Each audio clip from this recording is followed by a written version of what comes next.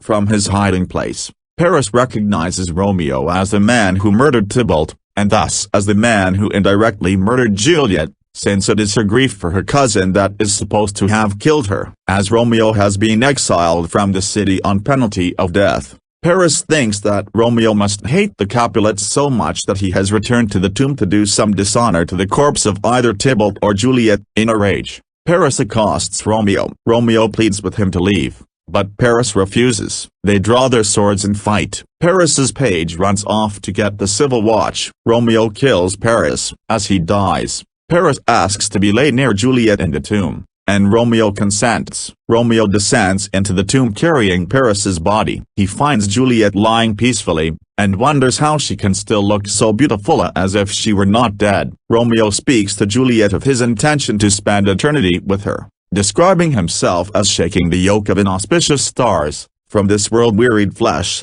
5.3.111a 112. He kisses Juliet, drinks the poison, kisses Juliet again, and dies. Just then, Friar Lawrence enters the churchyard. He encounters Balthasar, who tells him that Romeo is in the tomb. Balthasar says that he fell asleep and dreamed that Romeo fought with and killed someone. Troubled, the friar enters the grave, where he finds Paris's body and then Romeo's. As the friar takes in the bloody scene, Juliet wakes. Juliet asks the friar where her husband is. Hearing a noise that he believes is the coming of the watch, the friar quickly replies that both Romeo and Paris are dead and that she must leave with him. Juliet refuses to leave, and the friar, fearful that the watch is imminent, exits without her. Juliet sees Romeo dead beside her and surmises from the empty vial that he has drunk poison. Hoping she might die by the same poison, Juliet kisses his lips, but to no avail. Hearing the approaching watch,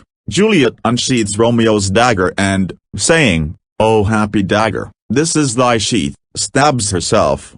5.3.171. She dies in Romeo's body. Chaos reigns in the churchyard, where Paris's page has brought the watch. The watchmen discover bloodstains near the tomb. They hold Balthasar and Friar Lawrence, who they discovered loitering nearby. The prince and the Capulets enter. Romeo, Juliet, and Paris are discovered in the tomb. Montague arrives, declaring that Lady Montague has died of grief for Romeo's exile. The prince shows Montague his son's body. Upon the prince's request, Friar Lawrence briefly tells the story of Romeo and Juliet's secret marriage and its consequences. Balthasar gives the prince the letter Romeo had previously written to his father. The prince says that it confirms the friar's story. He scolds the Capulets and Montagues, calling the tragedy a consequence of their feud and reminding them that he has lost two close kinsmen, Mercutio and Paris. Capulet and Montague clasp hands and agree to put their vendetta behind them. Montague says that he will build a golden statue of Juliet,